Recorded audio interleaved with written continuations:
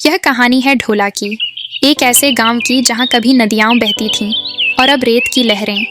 जल ही जीवन था और अब जीवन संकट में है। माँ, बहुत प्यास लगी है, थोड़ा सब्र कर बेटा, शायद कुएं से कुछ बूंदे मिल जाए।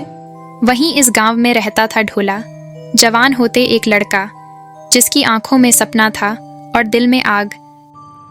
ढोला बेटा, अब गांव को बचाना हमारे बस की बात नहीं रही।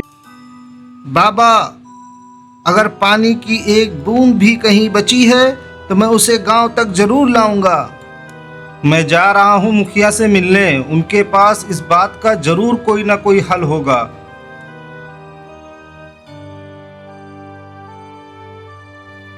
मुखिया जी, पूरा गांव इस तपती धूप में पानी की वजह से परेशान है। हमारे खेत सूख चुके हैं, जानवर हमारे प्यास से मर रहे हैं, बच्चों के गले सूखे हुए हैं। इस तरह से कैसे काम चलेगा मुखिया जी? कोई ना कोई रास्ता तो निकालिए। बेटा, रास्ता तो है पर वह बहुत कठिन है, उसमें तुम्हारी जान भी जा सकती है। तुम्हें रहस्यमय जंगल को पार करना होगा। उस जंगल को पार करने के बाद तुम्हें रेतीले तूफान का भी सामना करना पड़ेगा।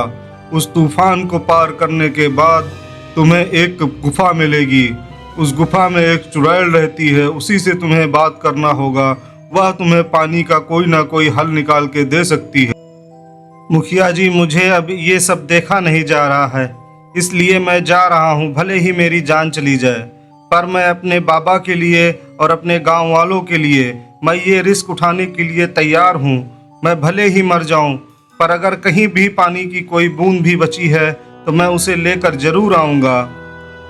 ठीक है बेटा, जाओ तुम, पर अपना ख्याल रखना और अपने साथ ये मेरा ऊंट भी लेते जाओ, ये तुम्हारे काम आएगा। कहा जाता था रेगिस्तान की गहराइयों में एक जादूगरनी रहती है जिसके पास अमृत का स्रोत है, पर वह कीमत मांगती है, बलिदान की कीमत। अरे, ढोला पगला गया है। वह उस श्रापित जगह पे जाना चाहता है जहाँ से आज तक कोई लौटा नहीं। अगर मेरी जान चली जाए तो क्या हुआ? अगर मुझे पानी लाने के लिए मौत से लड़ना पड़े तो मैं मौत से भी लड़ जाऊंगा। क्या ये लड़का हमें पानी दिला पाएगा या फिर बस एक और बलिदान बन जाएगा? ढोला चल पड़ा, तपती बालू, तेज धूप और डरावनी कहानियों के बीच, केवल अपने विश्वास के सहारे। क्या हुआ? तुम अब लग रहा है तुम चल नहीं पाओगे। तुम मेरी बात मानो तो यहाँ से गांव वापस लौट जाओ। आगे का रास्ता मैं अकेले ही तय कर लूँगा। तुम यहाँ से जाओ, अभी चले जाओ, वरना तुम यहाँ मर जाओगे। नहीं, मैं हार नहीं मान सकता, मुझे पानी लेकर ही आना होगा। मैं नहीं हार मान सकता।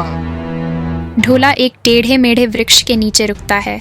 अचानक वृक्ष बोल उठता है, हे मानव शिशु, तुम साहसी हो, पर जिस जल की खोज में निकले हो वह साधारण नहीं है, वह एक श्राप है।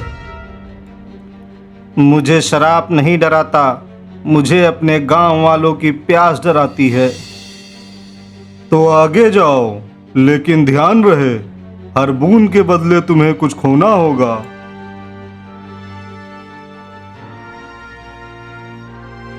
हे देवी, जल्द से जल्द प्रकट हो और हमारी मदद करो। मैं अपने गांव वालों के लिए पानी की तलाश में यहाँ आया हूँ।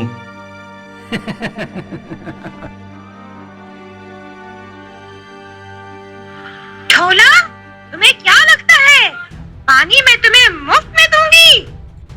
देवी, आप हमारी मदद करें, बदले में आप जो कहेंगी मैं वो करूँगा। मैं अपनी जान तक देने के लिए तैयार हूँ। बहुत लोगों ने ये कहा पर कोई ना लौटा, पर तुम कुछ अलग हो। हे देवी, मैं बहुत मजबूर हूँ। अगर मैं पानी लेकर नहीं गया तो मेरे पिताजी और मेरा पूरा गांव प्यास से मर जाएगा। हमारी मदद करें देवी, मदद। ये घड़ा गांव तक पहुंचाओ, लेकिन एक बूंद भी रास्ते में छलकी तो पानी हमेशा के लिए गायब हो जाएगा और तुम भी। जब परीक्षा मुश्किल हो तो वह आशीर्वाद नहीं होती। ढोला की परीक्षा अब शुरू हुई थी।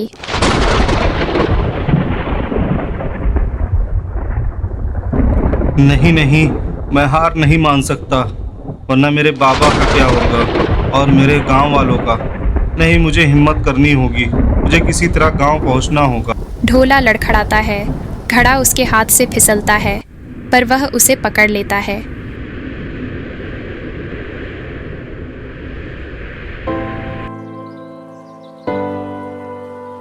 वह किसी तरह घड़ा लेकर गांव वापस आ गया। अरे अरे देखो, पानी आ गया भाई, पानी आ गया। अरे हाँ हाँ, तुम सही कह रहे हो, भोला ने तो कर दिखाया। बेटा तू ठीक तो है? तूने तो सारे गांव वालों की जिंदगी बचा ली। तेरा एहसान हम सब पे रहेगा।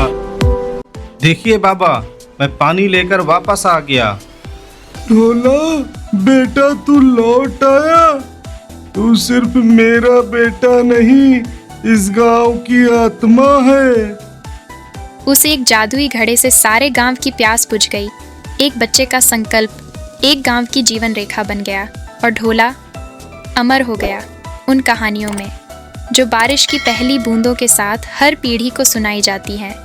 जब आसमान रूठे और धरती सूखी हो जाए, तब ढोला जैसे कोई जल की राह दिखाए। ये कहानी कैसी लगी कमेंट में ज़रूर बताएं। कहानी अच्छी लगी हो तो लाइक करें और हमारे चैनल को सब्सक्राइब करें।